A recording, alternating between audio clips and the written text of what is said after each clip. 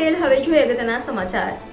સ્વામી વિવેકાનંદ ગુજરાત રાજ્ય યુવા બોર્ડ દ્વારા સ્વાતંત્ર્ય સેનાઓની પ્રતિમાની સાફ સફાઈ અને માલ્યાર્પણના કાર્યક્રમ અંતર્ગત આજ રોજ હાલોલ વિધાનસભાના લોકપ્રિય ધારાસભ્ય શ્રી જયદ્રથસિંહજી પરમાર સાહેબની પ્રેરક ઉપસ્થિતિમાં હાલોલ બગીચા ખાતે સ્થપાયેલ પ્રતિમાઓની સાફ સફાઈ તેમજ માલ્યાર્પણ કરવામાં આવ્યું।